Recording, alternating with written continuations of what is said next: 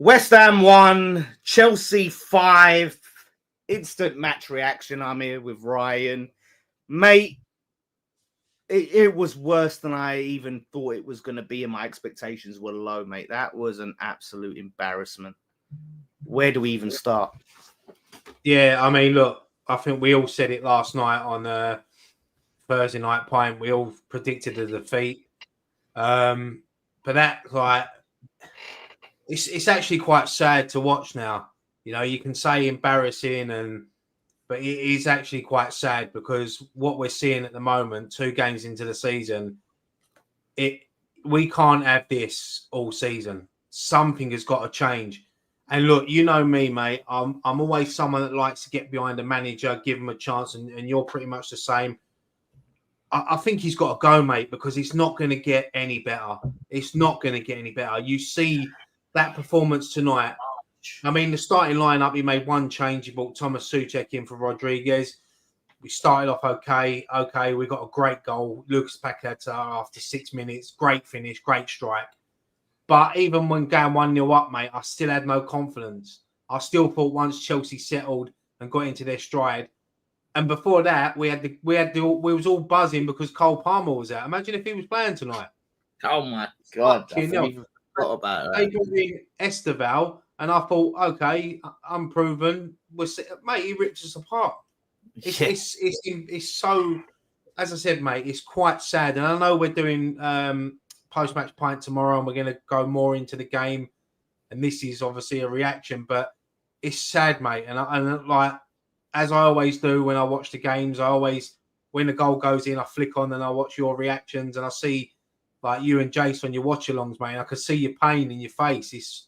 It's hard to watch, mate. It's sad and. That's the perfect way to sum it up, mate. It's sad. Like, it's past the point of anger. That's how I feel. I feel sad right now. I don't even feel angry. I feel sad. And do you know what? I have to just. This is in my brain. I have to talk about that goalkeeper. My God, mate. He's giving Roberto a run for his money, right? He has faced 11 shots on target and conceded 8 goals. And this is the guy he dropped Areola for straight away. No questions asked. No fighting for your shirt and keeping your place. Dropped him like that. This is the keeper he wanted.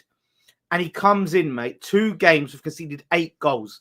That corner, that first goal we've conceded, what is he? You could talk about other players. Nearly every goal. There was like a couple maybe you can say now. Like there was the tap in. I think it was the one that was played across goal. And you go, yeah, no keeper saving that. But a few, you just like, he is dog shit, mate. What it makes me think now when Leicester fans were saying to us, he's brilliant. It's like they was tricking us. He's had a shocking start to his West Ham career. In a way, feel a bit sorry for him because he's been chucked straight in at the deep end. Obviously, didn't have a pre-season with West Ham. Areola, as you said, should have been number 1. The Hermansen should have probably come in the cup game to get a taste of first team experience, but Areola's just been dropped.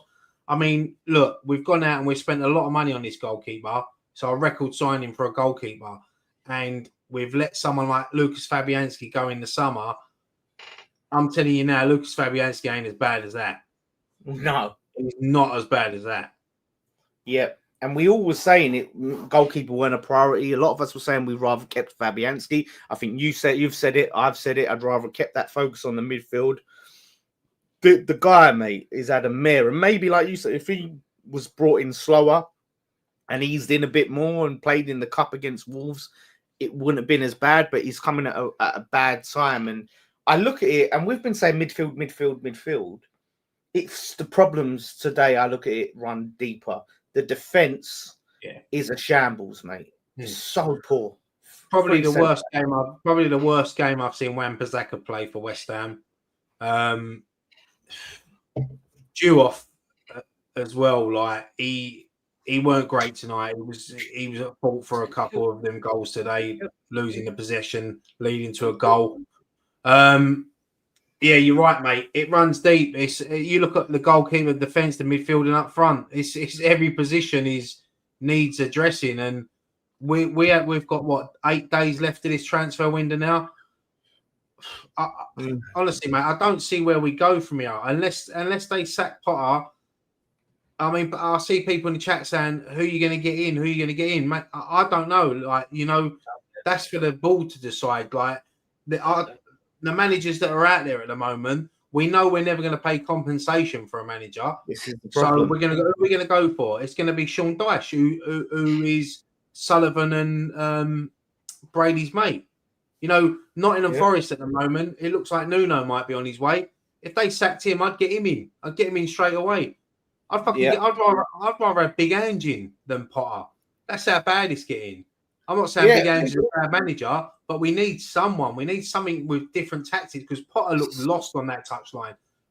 From when Chelsea equalised, he looked lost. And I know we went 2-1 up and it was ruled out. That was never going to change the game. I don't care what people say. That would have just angered Chelsea even more. It's fucking sad, mate. It is, and I feel for you.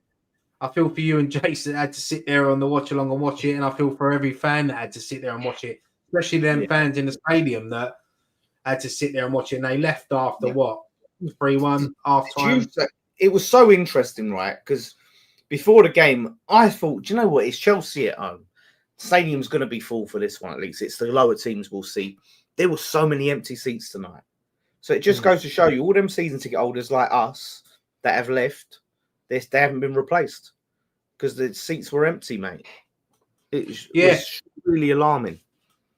Mate, as you say, London derby, usually in the old days, they'd be sold out. You could never get tickets for them. Now, there's still tickets. They were still advertising tickets tonight before the game. Yep. I think people were just earlier. Yeah, I think people were just giving up. I mean, don't get me wrong. Friday night, most of them probably stayed in the pub to watch it, and I don't blame them. But as for the game, look, great goal by Paquetá. Great strike. Do you know how bad the game was, right? Just quickly, it got to the end. Jace had to remind me that happened. I'd completely forgotten about it, and it was such a great goal. Thing is, you think to yourself, Cole Palmer ruled out just for kickoff. We go 1-0 up with a great strike. You're thinking in the back of your mind, could it be our night? Could we get something? And then bang. When Cucurella beats your defenders to win a header to flick it on for their first goal, it ain't going to be your night. So, but it's the way we collapsed in the second half. He brought on Callum Wilson and Potts, took off Paul Krug and Todibo. Why take off a defender? You're 3-1 down. You got a feeling that it might be a high score. Leave them on. Leave Todibo on. Try to shore it up a bit. Take the 3-1. We're sitting rock bottom of the Premier League now. And we'll probably be there. We'll probably be there come Monday when all the games are played. It's worrying times. And as I said last night, you look at the next few fixtures we've got. Where do you see us picking up points? The games like Forest away, Palace, and Everton. They're the games we should be aiming to get points. But can you see us actually getting any points against them? Mm-hmm. Everton went out tonight and signed that Southampton midfielder, paid 42 million for him, the youngster. They've added another good player to their team. That's where you look at the ownership, because how they have all these FFP problems and they're spending Dewsbury all dribbling and all these players, and us, we still ain't signed any midfielders.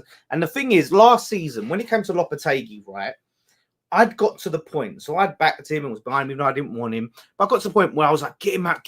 Like, I had some hope, like when he was sacked, like, we have a chance, something new dawn, something could happen. Let's get excited. Now, I just don't feel anything. Like, when it comes to sacking Potter, I don't feel like anything's going to change no matter who comes in. Because we've seen it now. Moyes' last season, Lopetegui and Potter, literally nothing has changed. It's the same, and I can't see anything.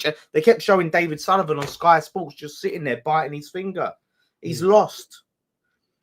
Nothing's going to change. I agree, mate. And every time they zoomed in on Potter, you could see it in his face. It's like he knows he's got a massive challenge on his hands, and he probably knows he can't turn it around. I'm not going to.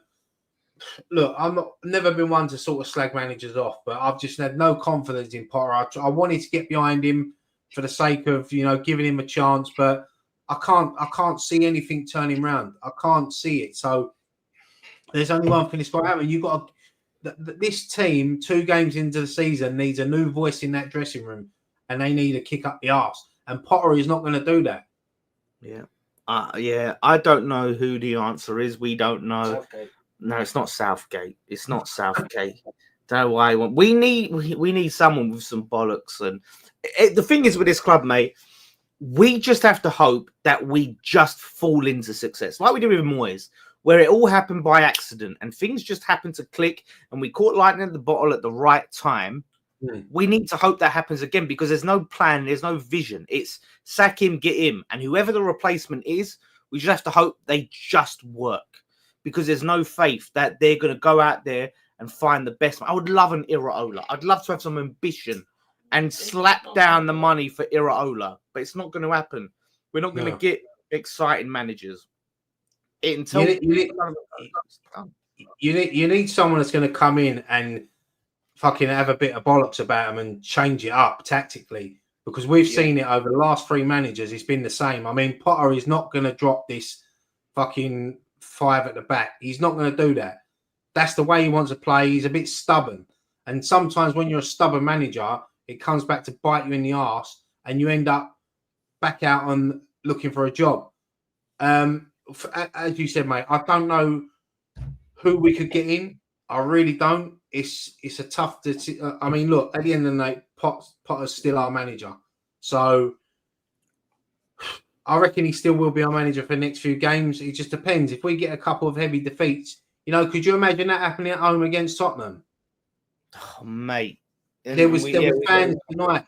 I was reading on Twitter or X, whatever it's called now, before I come on, and there was people trying to get on the pitch and there was fighting in the stands. It's 2 games into the season. It's sad times again. It's gone back 5 years. We sort of moved forward a bit. We sort of found a little bit of regression under David Moyes. Whatever people think about David Moyes, we did. We was progressing.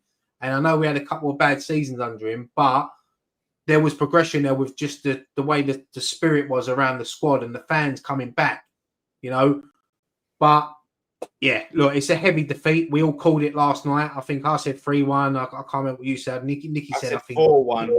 4-1. I think Nicky went for 5 or 6. So, yeah, it's one there, mate. And I know we're going to proper dive into it tomorrow when we do PMP and we sit around with a beer and we can watch the highlights again and relive it.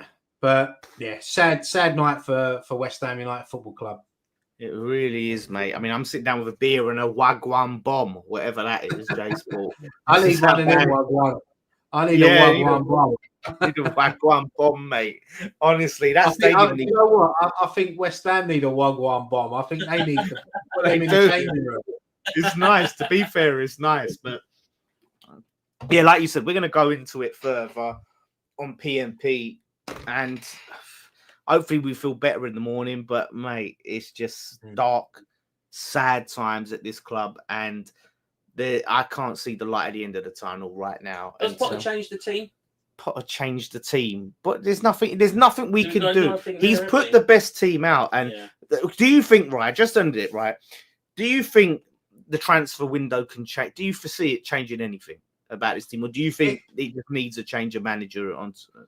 It depends what we get in the next 8 days, because look, we could bring in 3 midfielders and in 4 or 5 games time it could be totally different. They could be settled and we could be playing decent football and we could be picking up results, and then you start thinking, okay, Potter's got his people in, let's see what he can do. But I can't see it. I just can't see us going out and getting anyone. It's worrying that we're linking. We've got Rodriguez looking to leave, Irvine looking to leave, and Alvarez obviously has gone to Fenerbahce. And who have we got? We ain't brought. I know we was linked with that youngster earlier, but bringing in a 21-year-old kid into the Premier League is tough, especially when it's all right them signing for a Man City, but when they come and sign for a West Ham, they're going to find it difficult because they're going to get chucked straight in at the deep end, and they have a couple of bad touches, and people will just get on their back straight away. So it's going to be a massive next few days for West Ham, especially in this transfer window. And I think who we got next? We've got Wolves on Tuesday, and then we've got Forest away before the break, yeah, the international break. You know, we all hate the international breaks this early in the season, but I'm sure every West Ham fan can't fucking wait for this international break. Bring it on. Bring it on. And do you know what? Like I said, to me, this feels like the season we finally go down again. It feels like it. And that's where you mentioned Ange. Give me Ange. I don't care if we concede fucking record number goals. At least give me some different football. At least give me something else. Because if we're going to go down, let's go down swinging. That's what I want to see. Because right now we're going down with a whimper.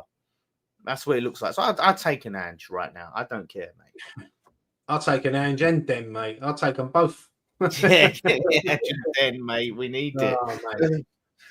So listen, fan cam should be going up, so check them out. I'm sure they're going to be box office. And mate, could you imagine what the atmosphere is like outside that stadium? Well, for the fans that are left, it might, it's going to be good watching them fan reactions tonight. Yeah, imagine being there, mate. If we, fucking hell, mate. So yeah, they should be good, and me, Ryan, and Nikki will be back tomorrow for a post-match point where we can really dissect this shit show that is West Ham. So listen, thank you all for watching. Leave a like on your way out. One thing left to say: come on, you Irons. I don't know anymore. Oh.